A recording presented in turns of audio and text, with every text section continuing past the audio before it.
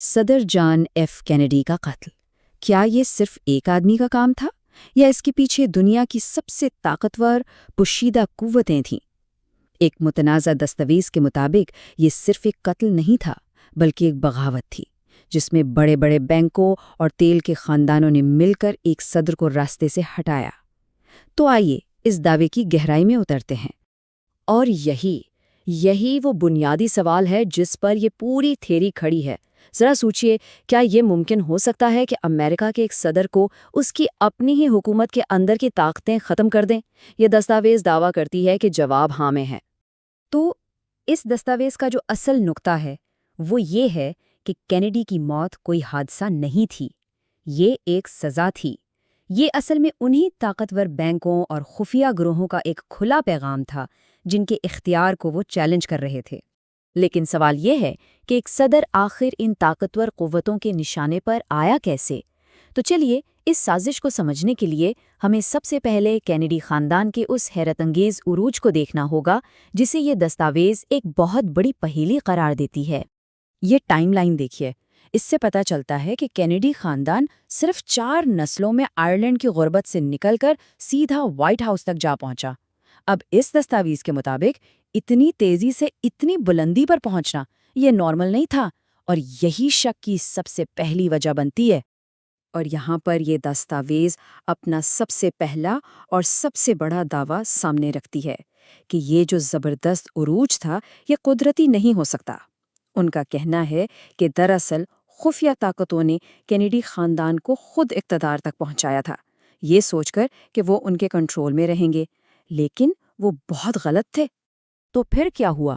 صدر بننے کے بعد کینیڈی نے وہ کیا جس کی ان کے ان مبینہ حمایتیوں نے کبھی امید نہیں کی تھی۔ انہوں نے بغاوت کر دی۔ اس دستاویز کے مطابق ان کے 4 ایسے اقدامات تھے جنہوں نے انہیں سیدھا ان خفیہ طاقتوں کے مقابلے میں لا کھڑا کیا۔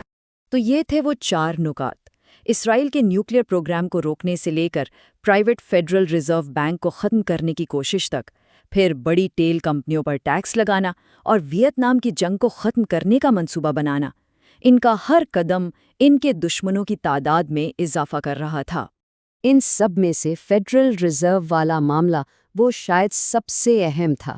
اس دستاویز کے مطابق یہ کوئی سرکاری بینک نہیں بلکہ ایک پرائیویٹ بینک تھا جسے روتھ شائلڈ اور راکفیلر جیسے خاندان کنٹرول کرتے تھے۔ اور کینیڈی کا منصوبہ کیا تھا؟ ان کا منصوبہ تھا کہ کرنسی چھاپنے کا یہ اختیار ان پرائیویٹ بینکوں سے واپس لے کر امریکی حکومت کو دے دیا جائے۔ اب خود سوچئے یہ ان کے لیے کتنا بڑا خطرہ سمجھا گیا ہوگا۔ تو جب کینیڈی اپنے ارادوں سے پیچھے نہیں ہٹے تو اس دستاویز کے مطابق ان طاقتور گروہوں نے آخری قدم اٹھانے کا فیصلہ کر لیا۔ اور اب کہانی کا رخ ڈیلس کی طرف مڑتا ہے جہاں اس پوری سازش کو انجام دیا جانا تھا۔ یہ دستاویز جو منظرنامہ پیش کرتی ہے وہ واقعی خوفناک ہے۔ دیکھیے، سب سے پہلے ٹیکسس میں تیل کے بڑے تاجروں اور CIA کی ایک خفیہ میٹنگ ہوتی ہے، پھر وہیں پر صدر کو راستے سے ہٹانے کا فیصلہ کیا جاتا ہے، اور اگلے ہی دن ڈیلس میں انہیں قتل کر دیا جاتا ہے۔ اور آخر میں کیا ہوتا ہے؟ تمام ثبوتوں کو ایک ایک کر کے بہت منظم طریقے سے مٹا دیا جاتا ہے۔ لیکن اس دستاویز کے مطابق اس پوری سازش کا جو اصل ثبوت ہے وہ قتل کے بعد سامنے آتا ہے۔ کینیڈی کی موت کے فوراً بعد جو پالیسی میں تبدیلیاں آئیں ان سے صاف پتہ چلتا ہے کہ کنٹرول اب کس کے ہاتھ میں چلا گیا تھا۔ اور وائٹ ہاؤس میں کون داخل ہوتا ہے؟ لنڈن بی جانسن، جنہیں یہ دستاویز بالکل صاف لفظوں میں اسرائیل کی کٹھ پتلی کہتی ہے۔ اب یہ لیبل ہی اس بات کا اشارہ تھا کہ آگے پالیسیاں کس طرف جانے والی ہیں۔ اور یہ موازنہ سب کچھ صاف کر دیتا ہے۔ جہاں JFK سرکاری کرنسی چاہتے تھے وہاں پرائیویٹ بینک کے نوٹ واپس آ گئے۔ جہاں انہوں نے اسرائیل کو ہتھیار دینے سے روکا تھا اب انہیں جدید ترین ہتھیار بھیجے جا رہے تھے۔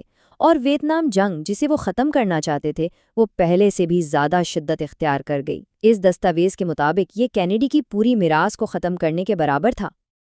اور آخر میں یہ دستاویز اس نتیجے پر پہنچتی ہے کہ JFK کی موت صرف ایک قتل نہیں تھی، اس کا مقصد ایک مثال قائم کرنا تھا۔ یہ دنیا بھر کے رہنماؤں کے لیے ایک کھلا پیغام تھا۔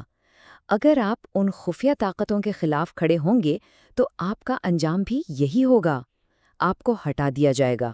تو آخر میں یہ پوری کہانی، یہ پورا تجزیہ ہمیں ایک بہت ہی اہم سوال کے ساتھ چھوڑ جاتا ہے۔ اگر یہ سب کچھ سچ ہے تو آج اس وقت اصل طاقت کس کے پاس ہے؟ کیا وہی خفیہ قوتیں آج بھی پردے کے پیچھے سے اس دنیا کو چلا رہی ہیں؟